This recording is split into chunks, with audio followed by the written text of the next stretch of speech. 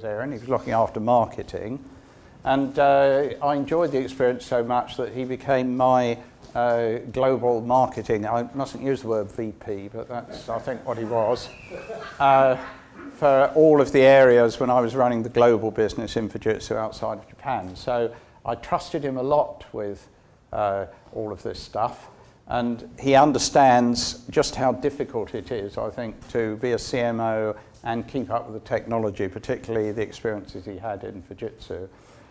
After this, you're going to have to explain exactly what you did, but it's much more to do with digital transformation. They moved you out of the sort of the theory into the practice is the way I looked at it. So Conway, come and talk about it.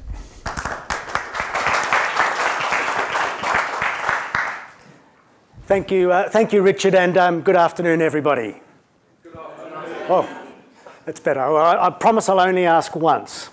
So thank you, Richard, for your kind introduction. And I was not allowed to have digital in my title, so let's be clear about that. But certainly, as Richard said, my experience kind of went from the practicing of and leading a marketing function for Fujitsu to, as Richard said, they moved me off. It kind of sounds a bit ominous when you say you were moved off, but moved off to actually to run and actually run the business side of things. So it's quite interesting to get both perspectives of how marketing really plays an important role, not only in marketing itself, but also how it connects with the business. So let me start by sharing a story with you. And it's about the time when Richard and I worked together in Japan. And it was a date that many of you might recognize. It was the 11th of March, 2011. And that was the date that the third largest earthquake ever recorded struck 230 miles northeast of Japan, for those that remember that date. And it was a date that the Earth literally shifted on its axis. Called the Great East Japan Earthquake, it lasted an incredible 6 minutes. And it forced the main island of Japan, Honshu, eastward by more than 8 feet. 30 minutes after the main quake, the first tsunamis hit Japan's eastern coastline, reaching staggering heights of up to 130 feet and travelling inland as far as 6 miles.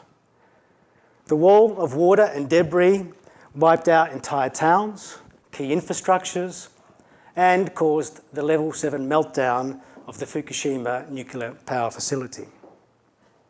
But by far the most tragic impact was the many thousands that lost their lives on that terrible day.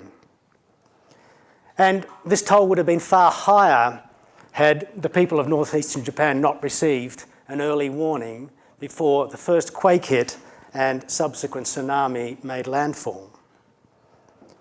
And thanks to the country's stringent seismic building codes and automated disaster response systems, many other casualties were avoided, as high-speed trains, factory assembly lines, and airports instantaneously shut down.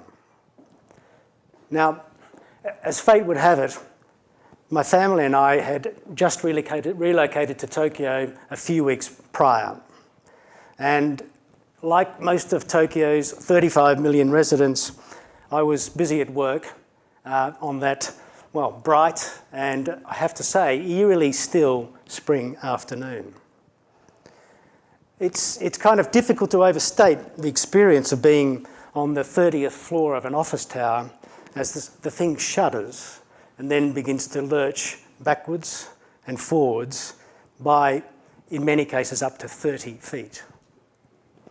As you kind of sit back and you try and comprehend how could glass, steel, and concrete withstand the kind of forces that we were experiencing that afternoon. Now, the sheer terror of the situation was made worse for me personally as I looked out across the city to my nearby apartment building, where I knew my wife and 6-year-old daughter would be experiencing precisely the same emotions, as furniture and our personal effects were being thrown from side to side. Now, the situation on the ground became even more difficult as both fixed and mobile phones were completely offline for several hours. But remarkably, the internet stayed up. And I believe what happened next has relevance for all of us as business people and especially us as marketers. Born out of absolute necessity, I saw people embrace and exploit the internet like never before. Information gathering, collaborating, and innovating in real time to respond to the unfolding catastrophe. Given little choice, necessity had become the master of invention. And what people achieved by bringing together technology and sheer human ingenuity was nothing short of miraculous. Now, that afternoon has long stayed with me, actually, as a metaphorical shifting of my own axes. And it's had a profound impact on my perspectives in both everyday life, but also in business. We now face a different kind of tsunami, the kind of tsunami that Duncan referred to earlier today. And in responding to these challenges, I think we can all reflect a bit on how people responded to the Great East Japan earthquake. They were open-minded and hugely collaborative. They shared insights and information and collected data from multiple sources to inform their decisions. They formed teams of people from many different organisations to form solutions. But above all, they acted with enormous speed. And I believe we need to find ways of making that extraordinary response part of our ordinary behaviour. And why do I say that? Because today it is clear we operate in a two-speed context. We have consumer speed, where customers are changing their behaviours and their habits at lightning pace. And then there's corporate speed, which operates on traditional monthly, quarterly, or even annual budgeting cycles. And because of this, many companies are falling further and further behind their customers. At Fujitsu, we've been working with clients all over the world who recognise the need for corporate speed to match consumer speed. However, there are still a significant number of businesses who are struggling to adopt to this kind of radical agility. And why do I say radical agility? Because the disruption we're facing today is revolutionising the very nature of the businesses that our clients believe they are in. For example, Duncan mentioned, you may have thought you were in the business of assembling motor vehicles, but actually you're in the business of mobility. Customers don't necessarily want to own a car. What they want to do is get from point A to point B. Duncan earlier called this a shift away from traditional markets to digital arenas. And the first step in reinventing your business model is to fundamentally understand how your core activities are changing. This is because the disruption we are seeing does more than simply empower customers. It's actually creating brand new customer segments. Segments we've never been able to conceive of or reach before. This understanding of the core market and the change in the core market is essential to the task of what we call self-disruption. And in Fujitsu, we believe this is something that marketers must learn to lead in their own organisations. In a world changing this fast, the biggest risk is standing still. However, even in this period of, forgive me, Richard, even in this period of digital transformation, the basic marketing concept hasn't changed. And that is to understand our customers' needs and then quickly respond at a profit. This means holding on to the customers we have with new products and services and finding new customers and generating new sources of revenue. And to make it even more challenging, we need to do all of this in the face of disruptive forces unlike anything we have seen before. New competitors, new offers, and whole new ways of thinking. We recently commissioned a global survey of business leaders to try and understand how companies were coping with this disruption. Our digital transformation survey, mentioned earlier today, canvassed the views of more than 1,600 business leaders, including many CMOs, from around the world. Now, one of the things that this survey found was that marketing is seen and expected to be the leading functional area in digital transformation. Marketing is expected to be the leading functional area of digital transformation. Now, Richard introduced me as a marketer, and in some respects, I still feel like a marketer at heart. And I know that to achieve this type of transformation requires us as marketers to be a far more influential strategist, as well as analyst, and of course, a technologist. So in this context, I believe marketing has two roles. First, and the most important, is as a leader of organisational change. And I think the term earlier was the navigator for the organisation.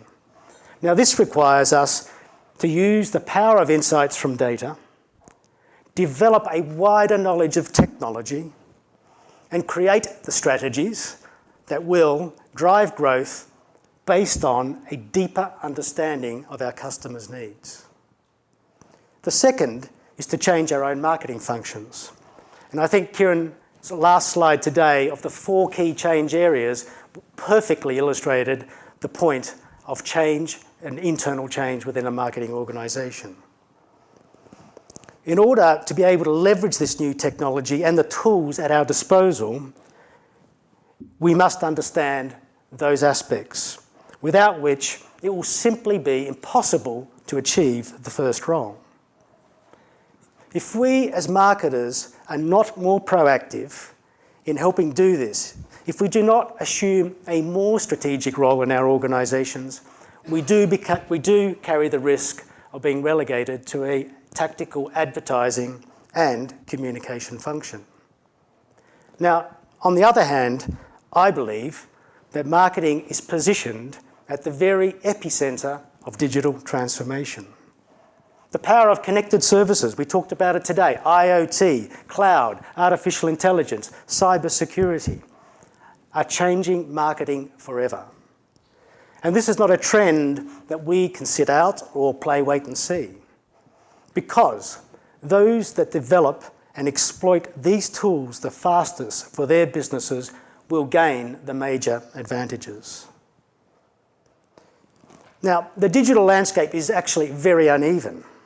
Change is taking place at different speeds across different industry sectors, and different industry sectors are impacted in different ways. For instance, the retail sector is focused on becoming more competitive in the face of online growth. The automotive sector is being disrupted on several dimensions, from product features with electric and self-driving cars to the way consumers are actually using cars through the development of more vehicle sharing business models. And we heard the example today, I hadn't heard of it myself, BlaBlaCars being one example. In financial services, new payment technologies and business models are driving a brand new digital agenda. We can see this happening in the case of the open banking platforms and disruptive technologies like blockchain and digital currencies. As part of our digital transformation survey, we were particularly interested to find out what was motivating the business leaders. And indeed, if one size does not fit all, were there any common insights or principles that we could identify? And simply the answer was, yes, we could. We found that businesses that achieved the best outcomes showed strong capabilities in the following factors: leadership, people, agility, business integration, ecosystems, and value from data. Now, we call these 6 dimensions digital muscle. The survey confirms that digital is not merely about introducing a new technology. It is about continuous reinvention across the entire value chain, starting with customers and extending all the way to suppliers and partners.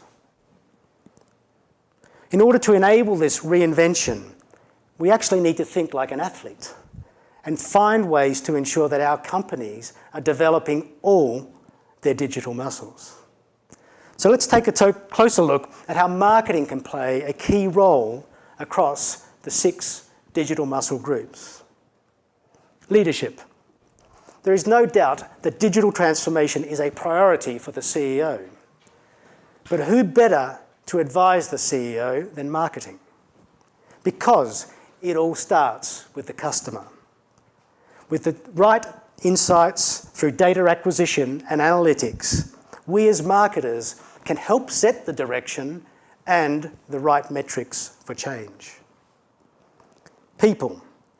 People are a critical success factor for digital transformation, and having the right skills is essential to ensure that everyone is aligned to the customer. We talked about 375 million new roles being created or lost actually through automation and through digital transformation. But on the other side, there is a significantly higher number of new skills and new roles being created. So here, marketers must work with HR to align the skills and the behaviours of everybody across the organisation. Agility. I previously said organisations need to become radically agile. Now, one way to do this is to adopt what we call a design thinking approach. And this is a concept that is already familiar to us as marketers. It is a powerful way to rethink our business and approach to transformation, because it starts with imagining life from the perspective of our customers.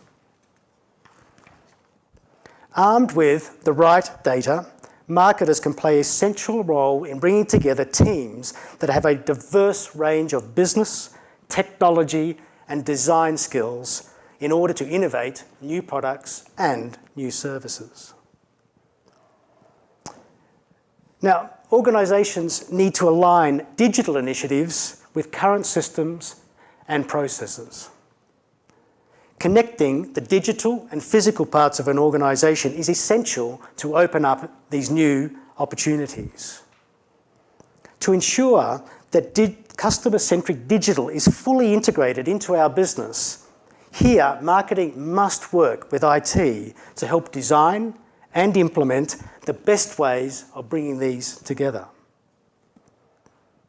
Ecosystems. Again, mentioned today. Marketers must lead the establishment of an ecosystem of the right partners, particularly technology partners, to help them embrace open innovation. We need to think about accessing ideas, data, and competencies, not just from outside our own organisation, but from outside our own industries as well. Success in the era of AI requires co-creation, where innovation is delivered more openly, with the coming together of different skills, ideas, and expertise. Doing so plays to our strengths, because as marketers, we do see the world from outside our own organisations, from the world of the customer. And finally, extracting value from data. We must focus our companies to ensure we have the right set of digital tools that can be used to transform data into value. Organisations can use cloud, IoT, AI to derive valuable insights and then turn them into business outcomes. Now, this data can be from multiple sources, including even personal information that is appropriately shared amongst the ecosystem of partners. Therefore, keeping data secure is absolutely mission critical. With so much data now flowing outside of the firewall of an organisation, how can we protect these flows from cyber attacks? How can we make sure the data is correct and usable without infringing on people's rights to privacy? Cyber attacks are on the increase and becoming more sophisticated. In fact, we have found more than 40% of companies today have experienced serious damage through cyber attacks. And as digitalisation progresses, connecting everything, as we heard today, the risk from cyber attacks will only increase. Therefore, trust becomes critical to any success in digital transformation. We talked about, and I've heard many people talk today about the BA example. You know, my personal experience of BA, having read my email first thing this morning, was a severe breach of trust. And I know others in this room have felt the same way. So it's only those that get the trust formula right that will be able to capture and exploit the data they need to fully enable the full potential of these new digital opportunities. Marketers understand, above all, the value of trust and reputation, brands and relationships. Who better to ensure that trust is central to digital transformation? However, even when insights are identified from data, we then need to decide what to do with them.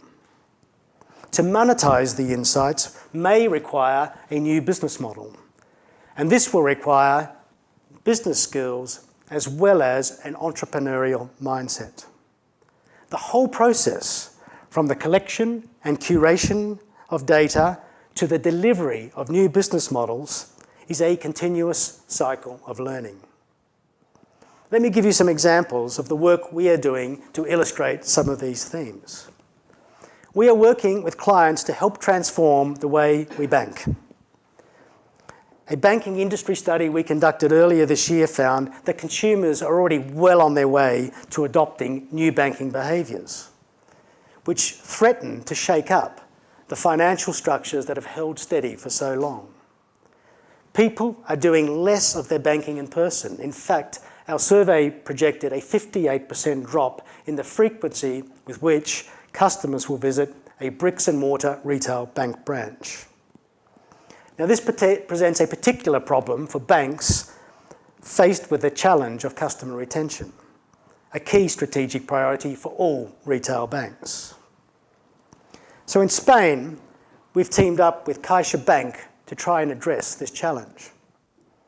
As well as being a bank, Caixa also provides the country's largest ATM network, dispensing more than 32 billion euros across 560 million transactions every single year. ATMs have long served in the past as a key interface between the bank and its customer. But of course, they're a prime example of the physical infrastructure that is being squeezed out by digital services. So Caixa decided to introduce a project, a radical co-creation project, and invited 1,000 of its customers to participate in an innovation project to design the ATM of the future. The result of this was a brand new teller machine based on Fujitsu technology, which incorporates a contactless reader that allows people to withdraw cash without a card by using their smartphone or other wearable device. In addition, new services can be made available at the ATM, such as bill payments or insurance and loan applications. So this is a great example of a business offering existing customers new services, but also attracting new customers through innovative ideas. We're also working with clients across the globe to transform the way we travel. For instance, all rail operators want to get more trains on tracks. A greater capacity means they can carry more passengers more frequently and provide a better passenger experience. Few companies understand this better than Transport for London, or TfL, the busiest transport system in the UK. Now, TfL needed reliable Wi-Fi across their underground network, which Fujitsu were able to provide through more than 15,000 managed Wi-Fi points. As a result of this, passengers will be able to experience significantly improved customer service by having a seamless Wi-Fi coverage throughout their entire journey. This new capability has also helped enable more trains, because trains can now transmit real-time condition monitoring data to a TfL to alert them of any parts that may need repairing. All of this happens whilst the trains remain in service. And if that wasn't enough, this Wi-Fi service also provides the opportunity to generate more revenue by linking online passengers to TfL concessions and more accurately target advertising and promotions through their mobile devices. Over at Heathrow Airport, another digital transformation took place as they rebuilt their Terminal 2 infrastructure. We implemented a brand new integrated network to enable better collaboration across the site. As a result of improved communications, passengers have seen a drop in queue times and a jump in security levels. This has translated to a far superior customer experience. And with this comes a greater preference to choose Heathrow and to arrive early to eat and shop before their journey begins. In other words, additional revenue growth. And another example is the work we're doing to help transform the post office. This digital transformation program not only helps the post office provide new services to their existing 17 million customers, but also find new customers and new sources of revenue. This is a vision based on a partnership between IT and marketing. Now, those of you that have visited a post office recently will know that queue times can often be a challenge, and many processes are still very manual. These new digital systems will vastly improve these areas. At the same time, the post office is looking to exploit the boom in online services and find ways to generate additional revenue by extending its franchise to third parties. For example, we are working with Post Office to provide services such as pickup and delivery through new non-post office locations by the development of new interfaces and automated systems. This means new customers, new channels, and new revenue. All of this is not possible through IT alone.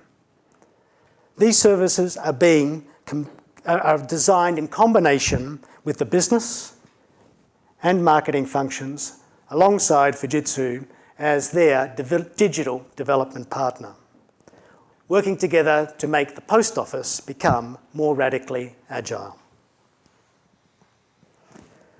Now, Fujitsu, as the gold partner to the International Olympic Committee, or simply the IOC, is helping to transform the Tokyo Olympic Games in 2020.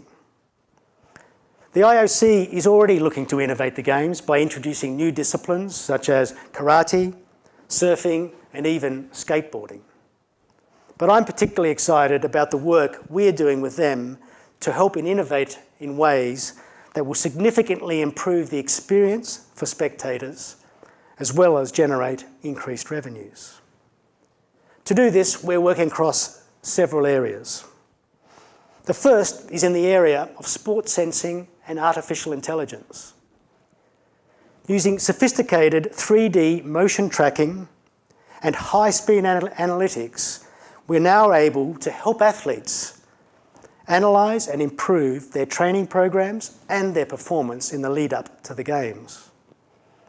In addition, this technology will assist judges in their scoring decisions at the events.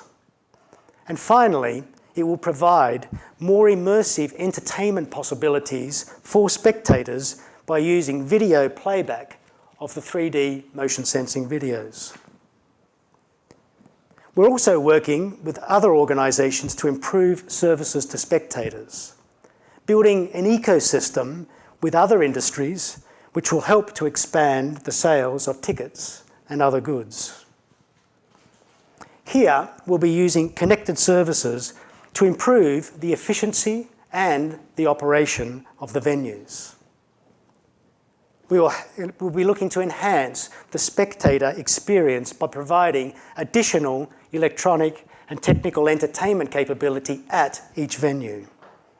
And finally, creating new channels for live viewing from any location through the inclusion of more intelligent audio-visual solutions such as virtual reality, new smartphone apps, and live streaming.